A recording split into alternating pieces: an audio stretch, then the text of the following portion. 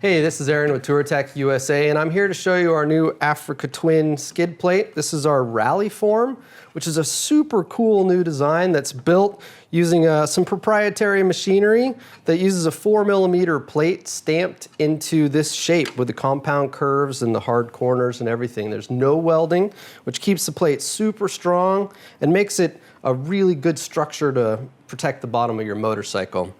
We've got them in two versions. We've got this one, which is the version for bikes that are DCT or with lower crash bars. And then we also have the extreme version, which does not fit the DCT, but it does work on the standard bikes. No lower crash bars needed. We've got both versions in bare aluminum and black. Here I've already got the mounting system installed to the skid plate with rubber mounts that protect it to the frame, and then there's frame mounts in multiple locations. So it's really just a couple of tools you need to get the skid plate installed on your bike. We have a 4mm and a 5mm Allen socket, a 10mm wrench, and a driver.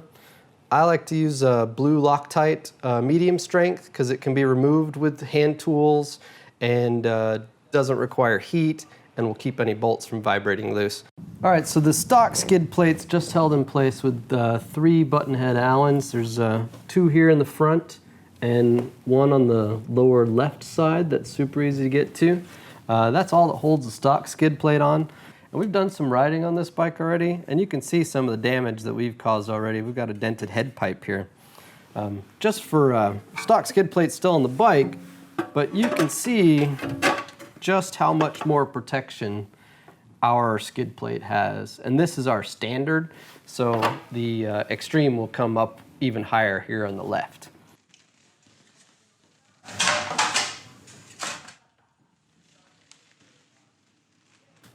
So the first part to get installed for our skid plate is the rear mounting bracket.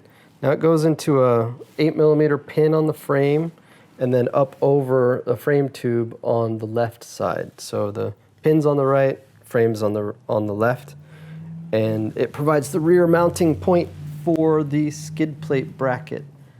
And it just slides in and tags onto that pin. In your hardware pack is the little kit of all the rubber mounts. So just clip them apart. They're sticky on the back. So you put the long one on the right-hand side of the skid plate. Short one goes on the left-hand side of the skid plate, and the 2 squarish ones go on the front mounts of the skid plate, and the 2 round ones go onto the spacers that with that M8 bolt will do the front mounts on the skid plate. And so the last rubber bits that you need to install are the distance spacers, which are, there's 2 at the rear, 1 at the front. I find a little dish soap makes those slide through a little bit easier and easier to get them installed into the hole. So once they're on, they should be able to turn, and they're just provides that rubber. So for the first mount, what I always do is the rear, which will go to your bracket. Use the M6x20, the little blue Loctite on those, and just install those loosely so that you can get the rest of the bolts in.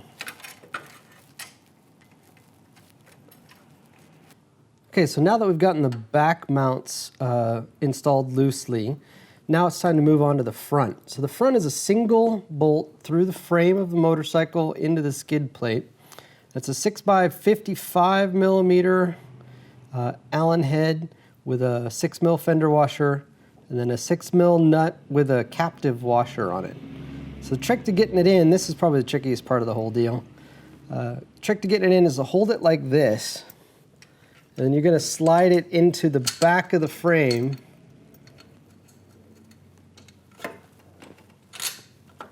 So there's the key. So getting the bolt out through the skid plate, and then your 6mm nut with the fender washer or the captive washer on it. And I've already put a little bit of Loctite, blue Loctite on that bolt. So it's pretty much the Loctite that keeps it from vibrating loose rather than excessive torque. So these mounts, we've got the spacer, another one of the rubbers, the round rubber, and then our 8x30 bolt. And also a little bit of blue Loctite on this bolt is a good idea. And then you just have to line up the skid plate, get that bolt in, and get those in loosely too.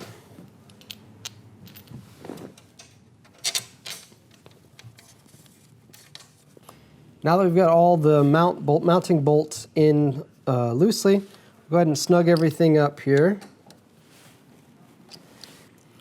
All right, now that you've gotten the mounting plate all tightened down, we've got the 4 positions now where the skid plate bolts in. There's 2 in the upper front and then 2 at the bottom rear. And for that, you use the last 4 bolts, which are the 8x25 stainless Allens with a flat washer, and it's a little button head. I like to put a little bit of blue Loctite on these just to keep them from vibrating loose. That way the Loctite's going to be what's holding them in rather than super high torque. So we'll go ahead and get all 4 of the skid plate bolts in loosely before we tighten anything down. And then once they're all in, we'll get it snugged down and you're ready to go. We have provided it as an option. You can change these front 2 mounts to hard mounts from skid plate to motorcycle simply by drilling the skid plate using the mounting bracket as a template.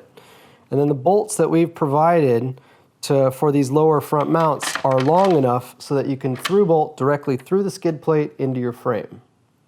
So we've installed our standard Ralleform skid plate. The Extreme actually installs exactly the same way. Same mounting system, same mounting brackets.